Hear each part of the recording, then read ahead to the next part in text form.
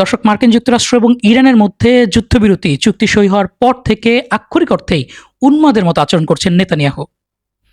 দখলদারী রাষ্ট্রটির এই যুদ্ধাপরাধী প্রধানমন্ত্রী আজ সকাল থেকে পর্যন্ত ১০০ বারের মতো বিমান হামলা চালিয়েছে লেবাননে এবং এতে অন্তত ১৬ জন নিহত হয়েছে।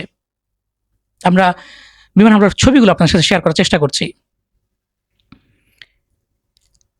এছাড়াও মার্কিন প্রেসিডেন্ট ডোনাল্ড ট্রাম্প এবং ভাইস প্রেসিডেন্ট জেডি ভ্যান্সের বিবৃতিকে বৃদ্ধাঙ্গুলি দেখিয়ে লেবাননে এখনো পর্যন্ত ক্রমাগত বিমান হামলা চালিয়ে যাচ্ছে দখলদার ইসরায়েলি বাহিনী। ট্রাম্প যতই বলুন ইসরায়েলকে তিনি নিয়ন্ত্রণ করবেন, কিন্তু ইসরায়েল ট্রাম্পের এই নিয়ন্ত্রণের কথাকে বৃদ্ধাঙ্গুলি দেখিয়ে তার কর্মকাণ্ড গণহত্যা অবিরাম চালিয়ে যাচ্ছে।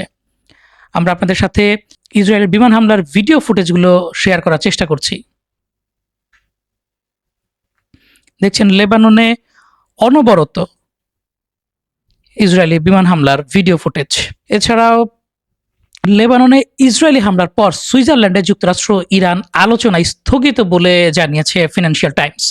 দক্ষিণ লেবাননে ইসরায়েলের বিমান হামলার কারণে ইরান তাদের প্রতিনিধি দল সুইজারল্যান্ডে পাঠায়নি, ফলে আলোচনার নির্ধারিত সূচি ভেঙে গিয়েছে। এক কূটনীতিকের বরাত দিয়ে জানানো হয়েছে, ইরান চেয়েছে সমঝোতার ভিত্তিতে লেবাননে ইসরায়েলের শত্রুতামূলক কর্মকাণ্ড বন্ধ হওয়ার নিশ্চয়তা। বর্তমানে মধ্যস্থতাকারীরা এই অচল অবস্থা নিরসনের জন্য কাজ করছেন এবং আলোচনাকে পুনরায় শুরু করার পথ খুঁজছেন। একই সময়ে যুক্তরাষ্ট্রের প্রতিনিধি দলের সফরও স্থগিত করা হয়েছে। মার্কিন ভাইস প্রেসিডেন্ট সুইজারল্যান্ড সফরের পরিকল্পনা আপাতত বাতিল করেছেন বলে হোয়াইট হাউস নিশ্চিত করেছে। পরিস্থিতির উন্নতি হলে এবং লেবানন সংক্রান্ত বিরোধের সমাধান হলে আলোচনা পুনরায় শুরু হতে বলে সংশ্লিষ্ট সূত্রগুলো জানিয়েছে ফিনান্সিয়াল টাইমসকে। এছাড়া সিএনএন জানিয়েছে, লেবাননে যুদ্ধবন্ধের নিশ্চয়তা না পাওয়া পর্যন্ত যুক্তরাষ্ট্রের সঙ্গে আলোচনা পুনরায় শুরু করবে না ইরান। এক কূটনীতিকের বরাত দিয়ে জানানো হয়েছে, ইরান দাবি করেছে যে স্বাক্ষরিত চুক্তিতে যেভাবে উল্লেখ করা হচ্ছে সেই অনুযায়ী লেবাননের যুদ্ধ ও সামরিক সংঘাত বন্ধ হওয়ার বিষয়ে স্পষ্ট নিশ্চয়তা দিতে হবে। কূটনীতিকদের মতে এই বিষয়টির সমাধানের জন্য মধ্যস্থতাকারীরা বর্তমানে সক্রিয়ভাবে কাজ করছেন। দক্ষিণ লেবাননের সাম্প্রতিক ইসরায়েলি হামলার পর পরিকল্পিত যুক্তরাষ্ট্র ইরান আলোচনা সাময়িকভাবে স্থগিত করা হয়েছে। আলোচনা পুনরায় শুরুর জন্য এখনও নতুন কোনো তারিখ নির্ধারণ করা হয়নি বলে জানিয়েছে সিএনএন। এদিকে ইসরায়েল আজকে লেবাননে অন্তত ১০০টি স্থানে বিমান হামলা চালিয়েছে। এর একটি কোলাস ছবি প্রকাশিত হয়েছে, আপনাদের সাথে সেটি শেয়ার করার চেষ্টা করছি।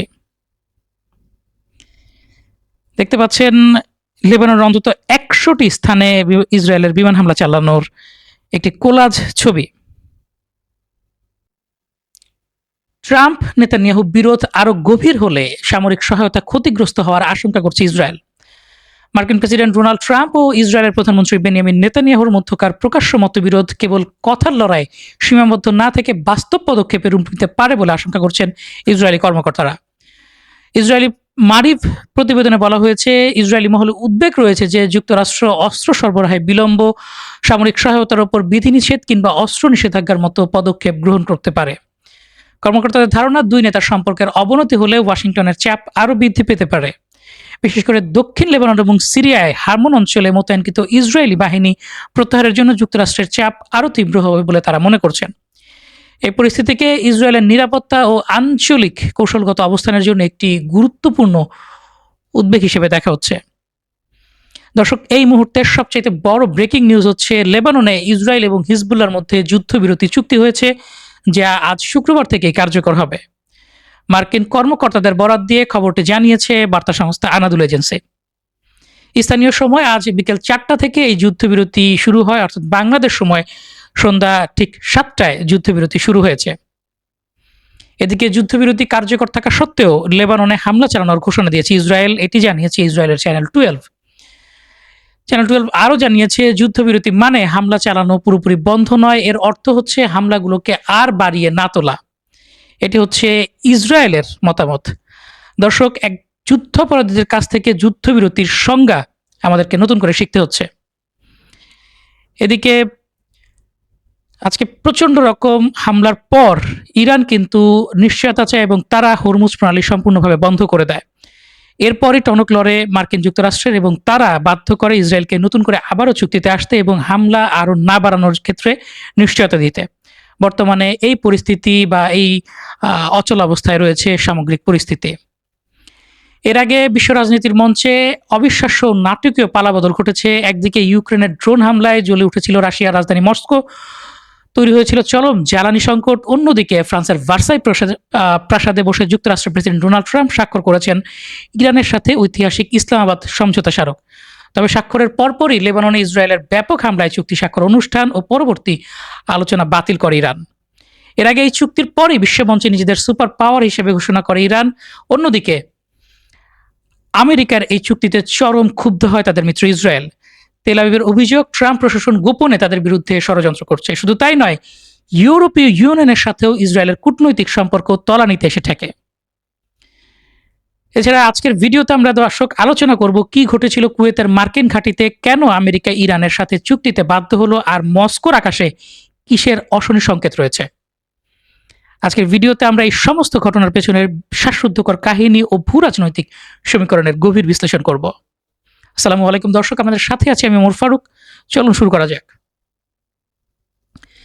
বিখ্যাত মার্কিন সংবাদ মাধ্যম এক্সিওসকে দেয়া এক বিশেষ এক্সক্লুসিভ সাক্ষাৎকারে মার্কিন প্রেসিডেন্ট ডোনাল্ড ট্রাম্প মধ্যপ্রাচ্য সংকট এবং ইসরায়েলের ওপর আমেরিকার একচ্ছত্র কর্তৃত্ব নিয়ে অত্যন্ত বিস্ফোরক মন্তব্য করেছেন। ট্রাম্প সরাসরি দাবি করেছেন যে তার কঠোর নেতৃত্ব আর মার্কিন সামরিক সহায়তার কারণেই মূলত ইসরায়েল রাষ্ট্রটি টিকে রয়েছে।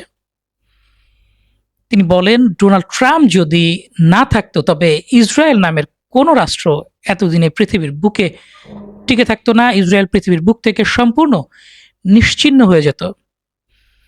এটা ভুলে গেলে চলবে না যে আসল অস্ত্রগুলো আমাদের হাতেই রয়েছে। পুরো চুক্তির মূল চাবিকাঠি আমাদের নিয়ন্ত্রণে এবং আমাদের কাছে রয়েছে B-2 বোম্বার এবং B-2 স্টেলথের মতো বিধ্বংসী যুদ্ধবিমান।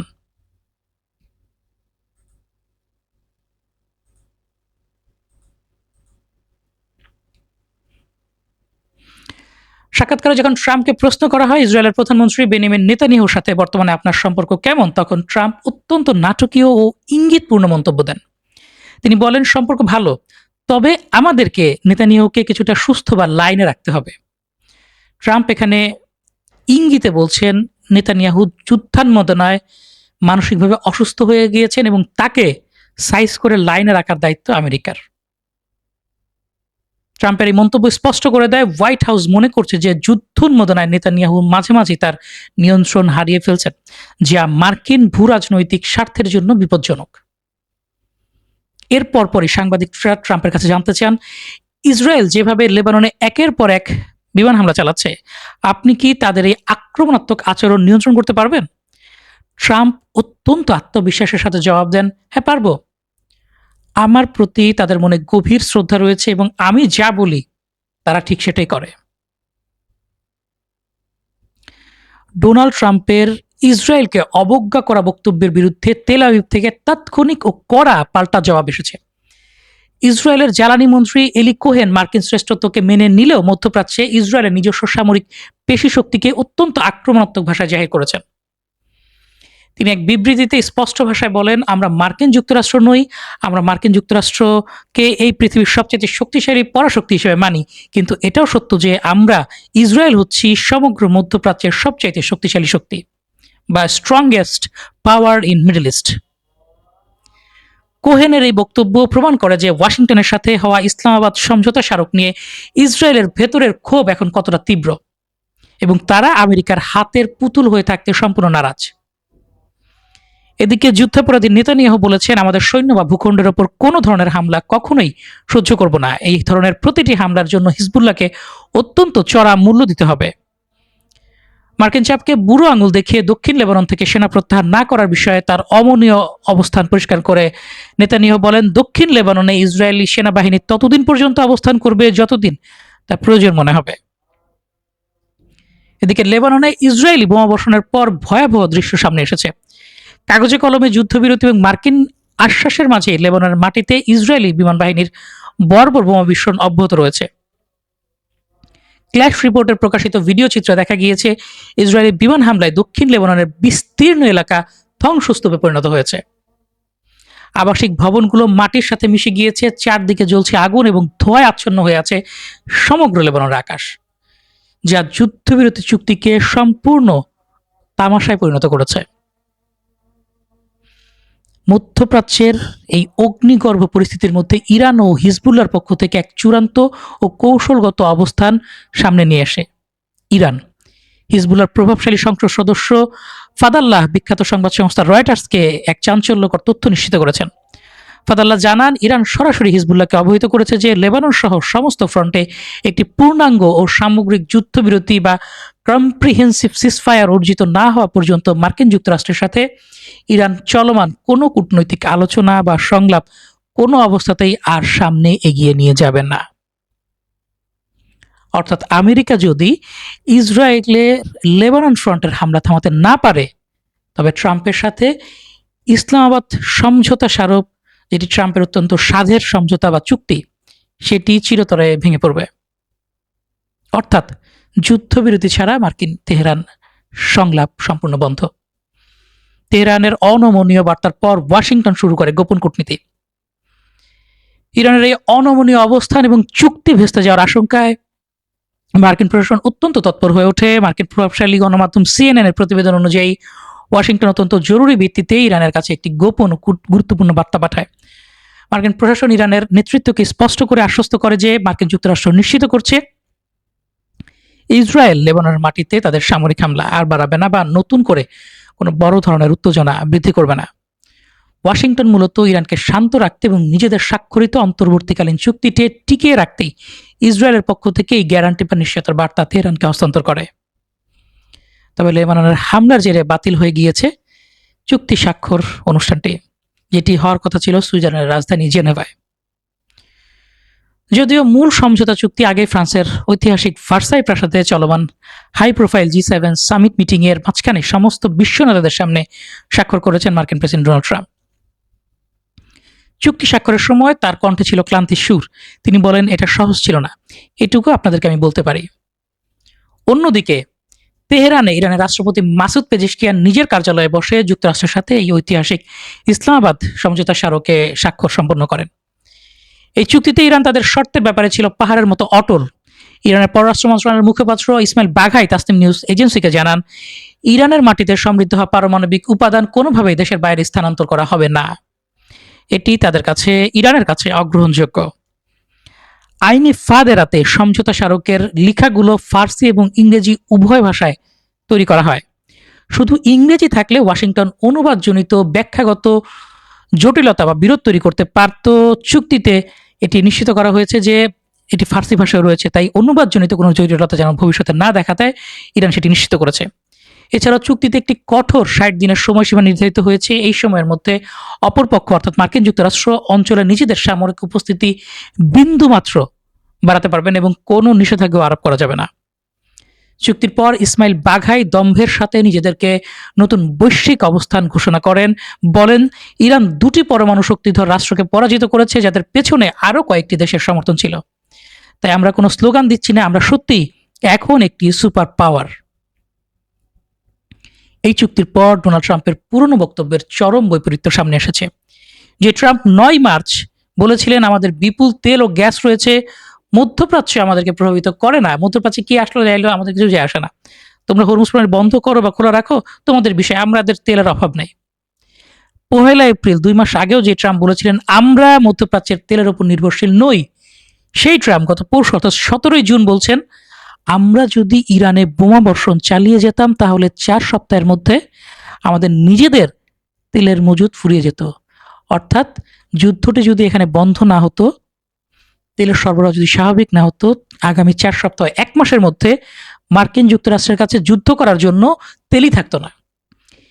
শুধু তাই নয়, ইরানের ব্যালিস্টিক ক্ষেপণাস্ত্র থাকা প্রসঙ্গে ট্রাম্প এক অদ্ভুত সাফাই গিয়ে বলেছেন, অন্যান্য দেশের যদি ব্যালিস্টিক ক্ষেপণাস্ত্র থাকে তবে ইরানের না থাকাটা অন্যায্য।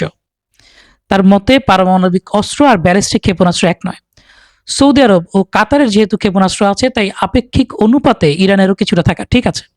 এদিকে মার্কিন সিনেটর লিন্ডসে গ্রাহাম, যিনি যুদ্ধ শুরু ও চালিয়ে যাওয়ার জন্য ট্রাম্পকে সবচেয়ে বেশি প্ররোচিত করেছিলেন, তিনি এখন সুর বদল করে এই সমঝোতাকে সমর্থন করছেন। তিনি বলছেন এটি হরমুজ প্রণালী খুলে দেবে এবং যুদ্ধ শেষ করবে। তাহলে প্রশ্ন হচ্ছে, যুদ্ধ শুরুর আগেও তো হরমুজ প্রণালী খোলাই ছিল, তাহলে খামোখা এই যুদ্ধের প্রয়োজনটা কি ছিল? দর্শক, এই ছিল আমাদের আজকের ভিডিও। পরবর্তী ভিডিও দেখার আমন্ত্রণ জানিয়ে বিদায় নিচ্ছি। আল্লাহ হাফিজ, আসসালামু আলাইকুম।